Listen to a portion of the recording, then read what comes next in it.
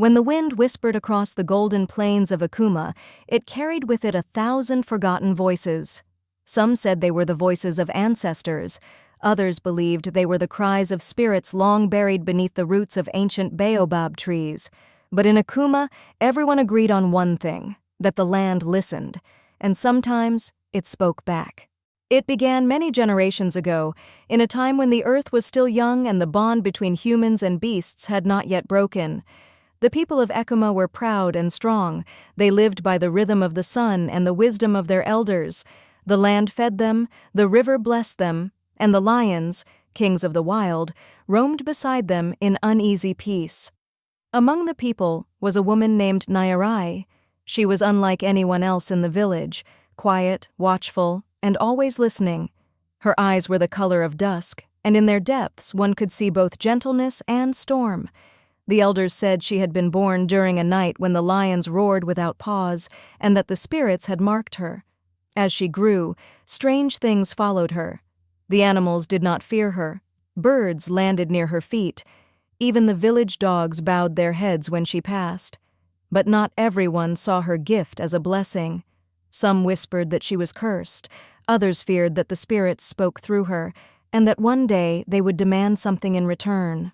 Years passed. The land grew restless. The rains came late. The river began to dry, and the lions grew hungrier and braver. They crept closer to the village, taking goats, cattle, and even children. Fear took root in every heart. The chief of Ekuma gathered his council beneath the moon and declared that the lions must be hunted and destroyed. "They no longer honor the old ways," he said. "They take what is ours. We will show them who rules this land." But Nyarai, standing in the shadows, stepped forward. "Chief," she said softly, "the lions are not our enemies. The land is warning us. When the beasts grow desperate, it is because the balance has been broken." Her words angered him. "Enough," he thundered. "You speak like a spirit, not a woman. Go back to your hut before your tongue curses us further." That night, as the hunters prepared their spears, Nyarai walked beyond the edge of the village. The moonlight turned the grass to silver. She followed the distant echo of a roar, her heart steady, her steps sure. The farther she went, the quieter the world became, until she reached the clearing where the lions waited. There were 7 of them, great golden beasts with eyes like molten amber. At their center lay a lion larger than any she had ever seen. His mane glowed like the edge of firelight. His gaze met hers, and the world seemed to hold its breath. For a long moment, neither moved.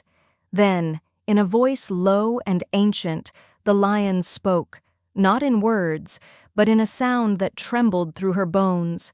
She did not understand how, but she knew what he was saying. "You have come to listen." "Yes," she whispered, "the people have forgotten. The land is sick. Tell me how to heal it." The lion, Mavuno, guardian of the plains, lowered his head.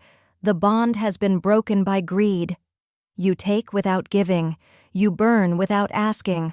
The land grieves, and so do we. Restore the offering or all will perish." Man and beast alike, Nyarai bowed. "Teach me."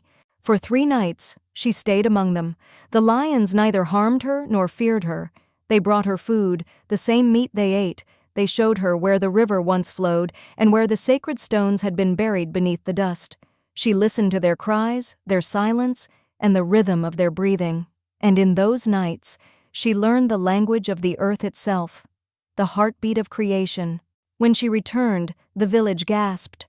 Her clothes were torn, her eyes distant, but her presence was calm and powerful. The chief demanded to know where she had been.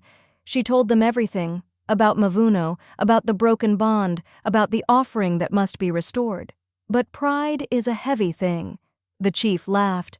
"You have lost your mind," he said. "You speak to beasts and call it wisdom. There will be no offering. We will take back what is ours by strength, not by begging the wild." That very night, the hunters marched into the plains. They carried torches, their hearts filled with rage and fear. Nyarai followed them, begging them to stop, but her voice was lost in the crackle of fire and the pounding of drums. When the first spear flew, the night exploded with roars. Lions burst from the tall grass, their eyes burning like suns. The hunters screamed, some fell, some fled. The plains became a storm of blood and flame. Nyarai ran into the chaos, calling out Mavuno's name. She found him standing amidst the fire, wounded but proud. Around him lay the fallen. His eyes met hers once more. "It is too late," he rumbled. "The bond is broken." Nyarai fell to her knees. "Then take me," she whispered. "Let my life mend what pride has torn." The lion stepped closer. The others circled around her. The fire flickered, and for a moment it seemed that both woman and beast became one, their spirits merging into light and sound. The winds rose, carrying her cry across the valley, a sound between roar and prayer. When dawn came, the hunters were gone. Only ashes remained where the fires had burned. But the lions, too, had vanished, and in the center of the clearing stood Nyarai's cloak, untouched by flame, resting beside the paw print of a great lion. Weeks turned to months. The rains returned. The river rose again. Crops grew tall and green. The people of Ekuma rebuilt their homes, their lives. But they did so with quiet hearts, for they knew something sacred had been taken and something divine had been given. They built a shrine at the edge of the plains, where they placed Nyarai's cloak and a carved stone lion. Every year they left offerings of milk and honey, and when the wind passed through the tall grass, it carried a sound, soft, like the breath of a sleeping lion. Years passed. The land flourished, but memory faded. New children were born who never knew the drought, the fire, or the roar. They grew restless and bold. They mocked the stories told by the elders. Until one day, a young hunter returned from the hills with the pelt of a lion cub. The fires dimmed. The drums fell silent. Old Chisomo rose from her mat and spoke, her voice trembling like dry leaves. "Do you not hear her voice in the wind, boy? Have you forgotten what was promised?" That night, the wind howled through the valley. The earth trembled, and far beyond the hills, a single roar rose, deep, familiar, and sorrowful. It echoed for miles, rolling through every hut, every heart. The people knelt in fear and remembrance. They understood then, peace was not a gift, but a balance that must be guarded forever. From that night on, no one in Ekuma hunted lions again. They offered prayers before every harvest, and when they heard a roar in the distance, they smiled and said, "She walks with them still." As generations passed, travelers carried the story of Nyarai far beyond the valley, across deserts, rivers, and mountains. Some said she became the spirit of the plains, watching over all who respected life. Others said she became the wind itself, unseen but ever present, whispering warnings to those who forgot their place in the circle of creation. And the griots, the old storytellers, told her tale by firelight, of a woman who listened when no one else would, who gave her voice to heal a broken world, and who became the bridge between man and beast. They say her gift was not that she spoke to lions, but that she understood them. She heard what the world had been trying to say all along, that every living thing carries spirit, and spirit demands respect. So when the children ask, "Will she ever return?" the elders smile and answer, "She never left." She is the whisper in the wind, the glint in a lion's eye, the stillness before the rain. Because legends are not meant to be believed, they are meant to be remembered.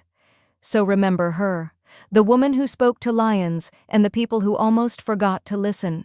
Remember that the earth is patient, but never silent. When we take too much, it will always find a way to speak, through storm, through fire, through the voices of those who stand between two worlds. For in every age when balance falters, the world will call for another Nyarai. The only question is, when the lions speak again, will we still understand their language?